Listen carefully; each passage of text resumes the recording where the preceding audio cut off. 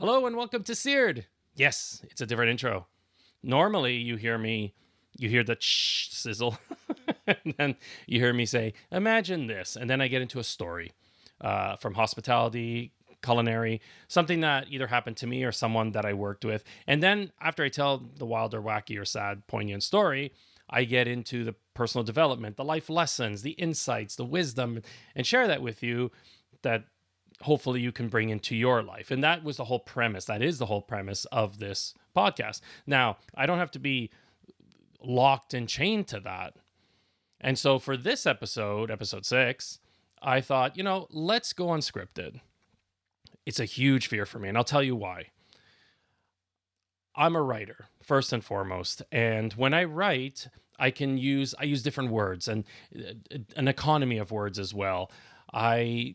Different ideas come to me when I'm writing that maybe don't come to me when I'm speaking. And also, I tend to use a lot of filler words like and like and and I didn't want to see, I just said that. I didn't want to fill your earbuds with those words. I can also go on tangents. And that's another thing about me. My ADHD-esque brain goes down rabbit holes galore. And I like to be focused. But today I'm going to jump into the discomfort pool, which is what I often tell my clients, invite them to step into. Look, I have a blue index card with just some hastily scribbled words in here to prove that I am not going by a script. Now, what I did want to talk about today, the focus, I have a few questions that come to me often. I want to answer them really quickly. But really the focus of this is my story, how I got into being a chef. And as I've alluded in the last 5 episodes, is about my drinking. It's hard to differentiate the two. It's hard to disconnect the two because they were pretty much in concert. The amount of time that I was in the kitchens was pretty much the amount of time I was drinking. They were interlocked. And so it's hard for me to extricate the two, but I'll try to do my best. The drinking will come in. I'll go in and out of that. The reason for sharing this is, one, just so you get to know who I am a little bit more, and also to perhaps inspire or entertain or maybe get to someone. Either maybe you're struggling with drinking or you want to get into the culinary world. And I did want to share maybe some tips on how to prepare for that or what to expect or what to focus on if you're new to the hospitality industry. So I want to thank you for being here. I also want to thank, on YouTube, I have almost 50 subscribers. Yay, excited.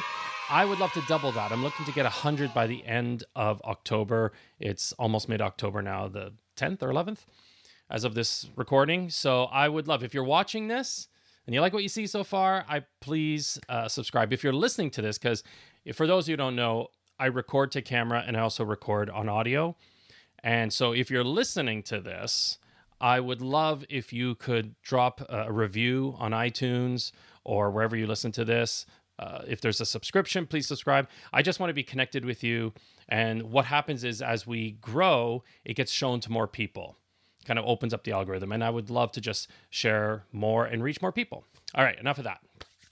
Let's get down to it. One of the questions I've always gotten, or I still get to this day, when I tell people I'm a retired chef, the first question is, what is your favorite food? They want to get out of me. First of all, I'm the worst person to ask for what's the best restaurant because I don't go to I don't even know the high-end restaurants. I don't know the fancy places. I don't know the in and cool spots. I go to the same Ethiopian restaurant. My wife and I have been going for the last 10 years. I like the little, the little South American places so I don't go to fine dining restaurants. So my favorite food, and I say this in jest, but there's a lot of truth to it. My favorite food is the one that I didn't have to cook. That's my favorite food. That's my favorite meal. You can make me Kraft dinner. You can make me macaroni and cheese out of a box, and I will be happy. I will be thrilled. You know why? Because I didn't have to make it. Imagine if your job, let me use an example. If you're an Uber driver or Lyft driver, and you're driving people all day, and then you go home and you have to drive your family to and from, and your friends ask you, can you drive? Wouldn't it be nice to sit in the passenger seat for once? Wouldn't it? That you can actually relax a little bit. You don't have to be looking for traffic and navigating just to sit. That's the same with me. I would love to just sit and someone bring me a meal. And I know that it's made with love and they want to nourish me and take care of me. To me, that's the best tasting meal. And again, I don't care what it could be, a peanut butter sandwich. I love that. And I know people, that's not the answer people want, but that's the only one that makes sense to me and gives me joy. I love when people cook for me because I know, because here's the other thing too. The other thing I used to get all the time, and if you're a chef, you will understand this, is people say, I was going to invite you to my place, but you're a chef and I was so afraid that you'll, or people will say, I made this. Oh, please just be gentle with it. I'm like, dude, that's beautiful. I love that you make this. Why would I critique it? Or you knucklehead, why didn't you invite me? I would have loved to hang out with you and just be with you. I'm not there. It's not a restaurant. And here's the thing too. I don't go and critique everyone's food. That's the only time I've ever critiqued food if I was paid, like do an article, or when I was really new and I wanted to kind of show off my chops, like, oh, this should be. I think if you're still doing that, you're either new to the business or you're a dick or you're both. That's it. I would not dream of saying, well, this needs more salt and you should have seared this longer. It's ridiculous. It's ridiculous. So that happens as well. I was like, no, invite me. I would love to try your food because there's something about, it's a way of nourishing someone in a different way. It's not just food. And that's one of the reasons I got into the culinary.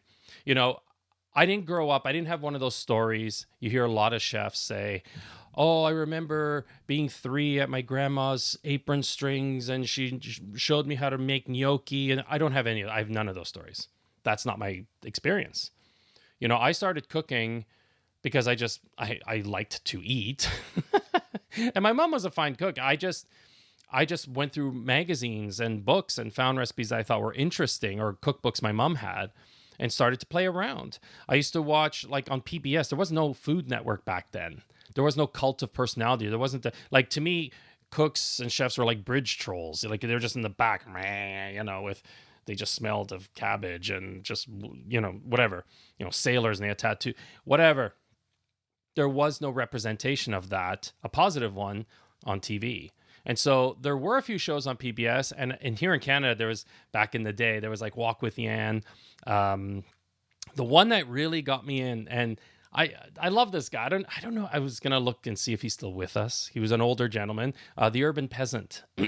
And he was this older guy, like grayer than I am now. And he just kind of huffed and puffed around. I don't know what he made. And he would just make up stuff on the fly. It was so awesome. It's like, well, if you don't have wine, use apple juice. If you don't have apple juice, use battery acid. If you don't have battery acid, drag your chicken over the driveway in the hot sun. Like whatever. I don't know what he said. But it was awesome. And it was nice to see a guy like cooking because a lot of the shows were women.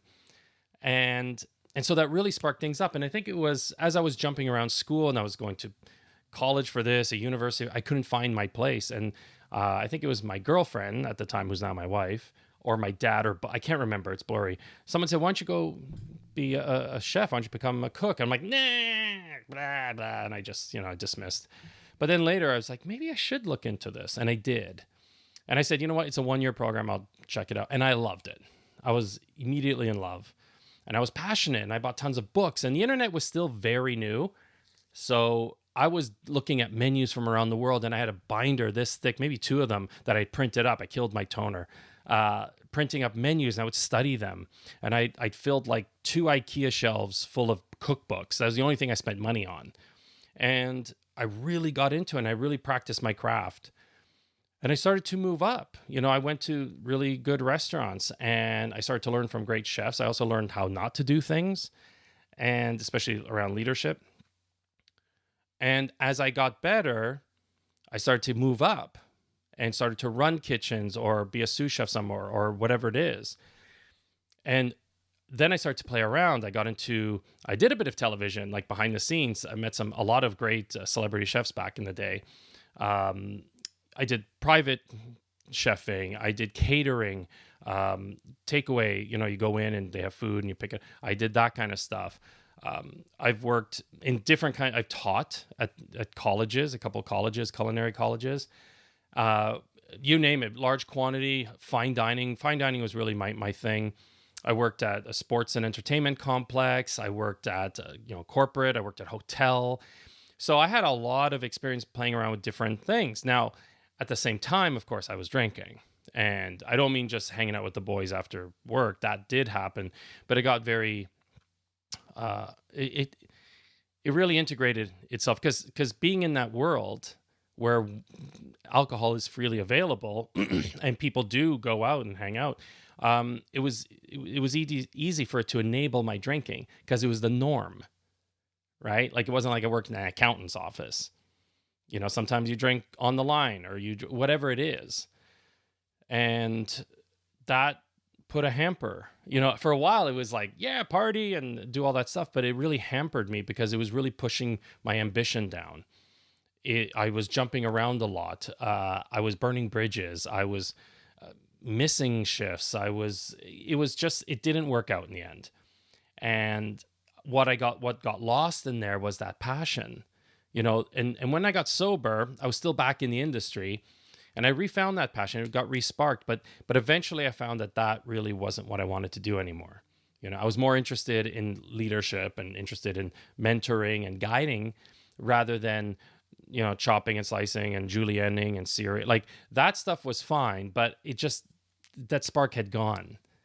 And it served me well, I can go anywhere in the world right now and cook. And I've traveled and done that before. But one thing I have learned in all of this is it can be a grind. They say talk about follow your passion, but there's also something called follow your grunt. And a lot of times we start things and we may not be passionate about it, but we become passionate about it because we do it so often, right? So sometimes we get it backwards. And while I did have a passion at the beginning, a lot of what the work it is a grind. It's awful at times. I've got a herniated disc. I've had carpal tunnel. I've had all sorts of injuries, all sorts of stuff that to this day I still have because of being in a kitchen working 70, 80, 90 hours a week even for forever. There's like days off. What's that? And that was accepted. That was part of the norm. I know a lot of that is starting to change now. But back then, that was just what it was. And in some cases still is.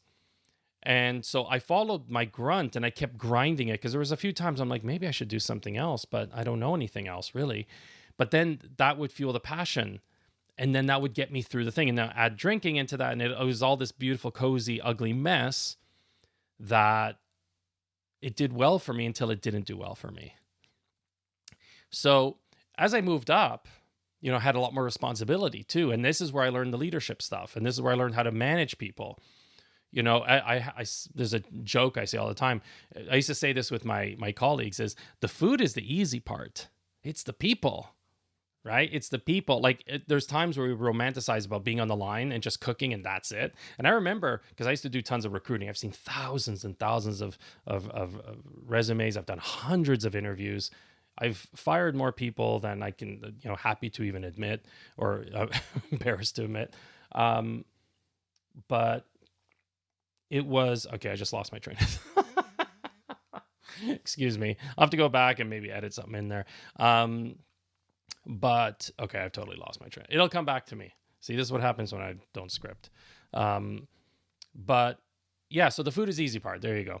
And I would get these old cats coming in. They used to run ships, like cruise lines, and be the chef there. And they just wanted to cook. And I'm like, dude, I should be working for you. And I didn't get it at the time. Now I get it. Because there were times I'm like, I would just love to just cook just for the fun of cooking. And it's just leadership is a whole new skill set. And I love that too. It's just a different way of looking at things and looking at people, interacting with people. And that's why I talk about it. And of course, coaching, which is what I do now and have done for the last 5 years, that was like a segue, because when I was done with cooking, I'm like, what do I do now? I don't know anything else. And again, the same thing. Someone said, you really love doing it was actually my wife. You love doing one-on-one. Why don't you become a cook? I'm like, nah, or become a coach. I'm like, nah, forget. That's my default. Like, ah.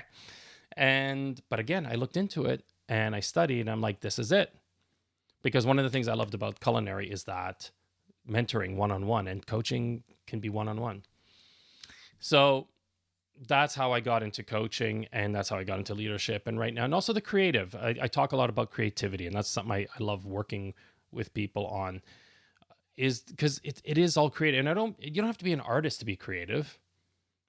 You don't have to be a painter or a dancer or a musician. You can be creative in how you do a spreadsheet. You can be creative in how you organize a system. You can be creative in how you run your household. You can be creative in how you run your sports team. If you're a little league or anything like that, creativity abounds. I mean, I think we come from creator, and so we create. And so cooking also is an expression of that creation. I learned a lot about negative space and art and composition and all that from working on the line. A lot of life lessons on the line, which is why, again, on this podcast, I like to talk about this. So in terms of, the ugliness of my culinary cuisine, drinking definitely was a big part of it. And I had to take breaks, I went for treatment at 40. I got sober at 40. And I had to make a lot of amends. And a lot of those people were people in the hospitality industry. And it was very emotional. And the support I got was amazing. People that I thought would just want to clock me one. Actually, some of them said they thought that I wanted to meet them for me to clock them. We're like, no. And by the end, we'd be hugging and crying. It's amazing. It's an amazing journey. And it all stemmed from this desire to want to make a difference. And I wanted to step into the culinary world and make a difference. I didn't need to be the next Paul Bocuse. I didn't need to be any of those top chefs. And again, like I said, speaking of top chefs, there was no television. So there was nothing for me to kind of base anything on. But I just knew inside that I wanted to make a change. And by that, it was be nourishing people in all the different ways.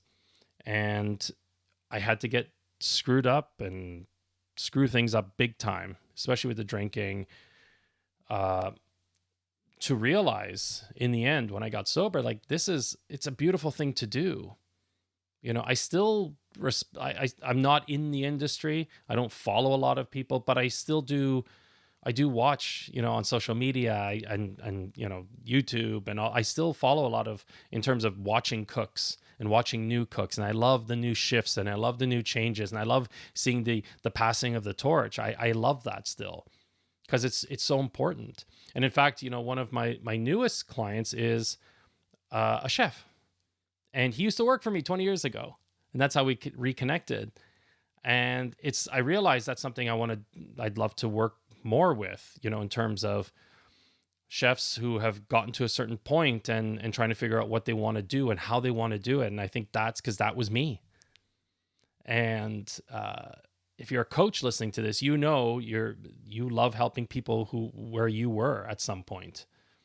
And so this is something that I really enjoy. Now, of course, I work with a wide range of other people in terms of, life issues, business, entrepreneurs. I do a whole thing. You can go on my website and you can check it all out. It's in the notes.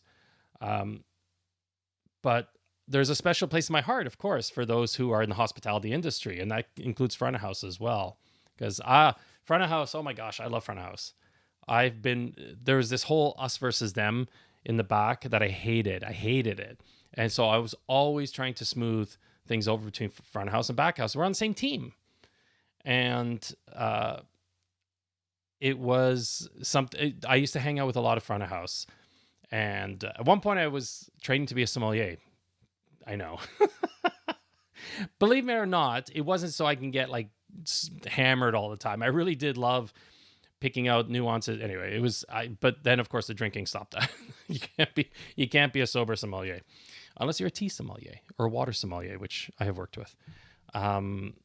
Anyway, before this gets too long, I'll probably talk more about the drinking later in another one, because there's a lot more to unpack there. Clearly, the chefing is pretty much straightforward. And there's so much more I can talk about being in the chef world. This is just a very big overview. But one of the things that I've always been asked is, what advice would I give to someone who wants to start out as a chef or a cook, whatever you want to call it. To me, a cook is someone who cooks. Like, all chefs are cooks, but not all cooks are chefs. Chef to me is someone in leadership position. So if you want to become a cook, I hear a lot of people saying they love cooking at home. Should I be a chef? I'm like, I don't know. It's a tough gig. I would hate to see this beautiful passion of yours get crushed under repetition and harsh conditions and et cetera, et cetera. But some people really have a drive for it. And of course I encourage that. But the advice I would give to someone is, and I was able to do this when I was teaching at college, is a few things. One, humility. There's nothing worse than a cocky cook. And I have not hired many talented cooks because they were cocky. I would rather hire someone with someone who's got humility and a good character, who's willing to be taught and who's eager to learn, but maybe struggles with their knife. See, I can help them with their knife skills. I can help them with the culinary part. I can't help with the character part much. I can influence, but I would rather have someone who has that great character and willingness to learn and struggles with the culinary stuff. I can work with that. The other person I can't work with. If they're coming in hot and cocky and guns a-blazing and they're distractive and they're toxic, I'm like, no, I don't want you anywhere near my kitchen. So come in it with the attitude of a beginner's mindset. You might have been the top person in your culinary school. No one cares. I hate to tell you this. No one gives a shit. When I would hire someone, I'm like, show me your scores at school. No, I don't care who. To me, you're just like a potato peeler at the moment. If you're young, if it's entry level. And expect that too. A lot of people that leave culinary school, I don't know what they're teaching them there. I sound like an old codgy bugger right now. They feel like they think people are going to hire them to do their food costing and run their kitchens. And I'm like, dude, you're going to be peeling potatoes for the next 3 months. So wrap your head around that. That's what's going to happen. So have a beginner's mindset. Be willing to do the things that you may not want to do. So then later you can start doing the things that you get to do. And so, yes, peel all those potatoes, but if you have questions, ask them. I used to do that too as an apprentice. Do all the dirty, grimy stuff, and then later bug the chefs and like, how do you do this? How do you make this? And then they will do it because they see that you want to learn, but also that you're a hard worker. If you're just pestering them while you're not getting your own work done, they're not going to share anything with you. And so it's beginner's mindset, humility, a willingness to go through the rough stuff. And also just being curious, right? I learned so much from like dishwashers, from front of house staff, from all, like, just be curious, right? And because this is endless. I can have 20 lifetimes on this earth and still know 1% of 1% of what's out there in the culinary world, like just all the traditions and just ways of doing things and the story behind it and all that kind of stuff. You're forever learning new dishes, old classics, whatever it is. And lastly, I would say is just listen. Just listen. There's so much we are so inundated with talking and talking and talking and talking, and so much out there. And we want to, and we, again, to humility, we think we know it all and we don't know jack shit. So just listen to what others have to say. You may not have to agree with it, but as you listen and absorb, you start to create your own style. You start to create your own ways of approaching things. You create a new philosophy. You create your way of doing things. But it starts with listening and absorbing and taking in what's around you. And then making the adjustments, the things that work for you. And here's the thing. You're going to be working for chefs who have their way. And they've created their way for their reason. And the owners, or if they're the owner, that's the vision they hold. So you may not agree with everything that the chef has to say or how they approach things, but you do it. Because to be a good leader, you need to be a good follower. And how would you like it when you come up with your own place or you're running your own kitchen and people want to do their own thing their way? You wouldn't appreciate it. So as a leader in training, you need to be a great follower.